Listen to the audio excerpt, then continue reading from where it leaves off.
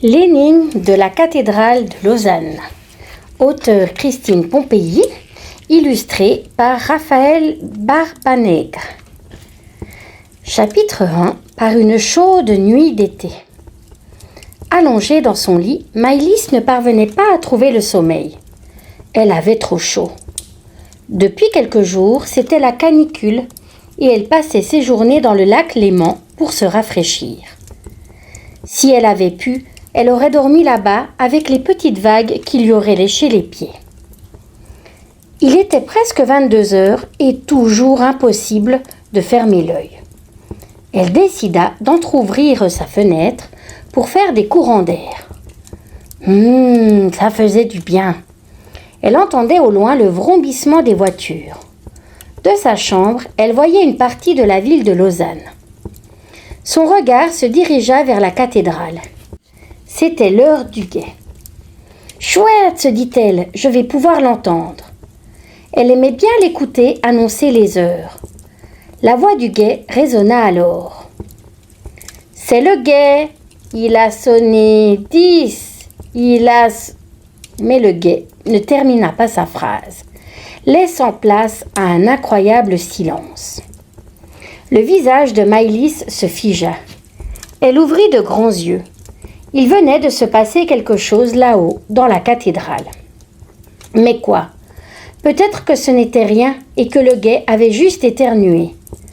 Peut-être qu'il avait avalé de travers ou qu'il avait un chat dans la gorge.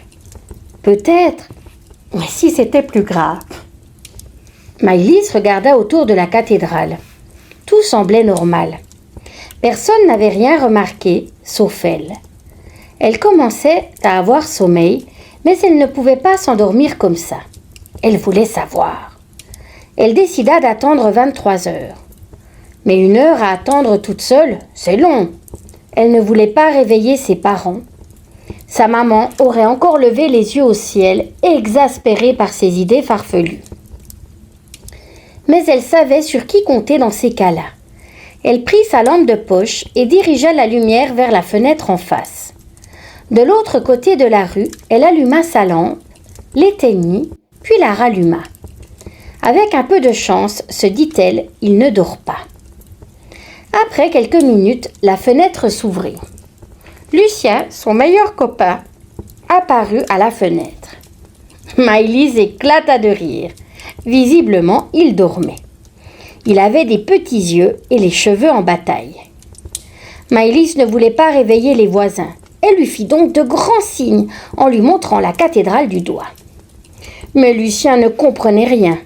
Maëlys leva les yeux au ciel comme sa mère, puis elle prit une grande feuille de papier et écrivit en majuscules. « Écoute le guet à 23 heures avec moi et tu comprendras. » Lucien soupira. Maëlys avait souvent de drôles d'idées, mais le réveiller en pleine nuit pour écouter le guet, là, vraiment, elle exagérait. Mais bon, puisqu'il était réveillé maintenant, autant attendre avec elle. Pour patienter, ils firent un concours de grimaces. La grimace la plus horrible, la plus dégoûtante, la plus marrante. Et bientôt l'heure du guet arriva. Il était 23 heures. Maëlys et Lucien pressèrent l'oreille. Mais rien, pas une voix, pas un bruit ne retentit du haut de la cathédrale. On n'entendait que le silence.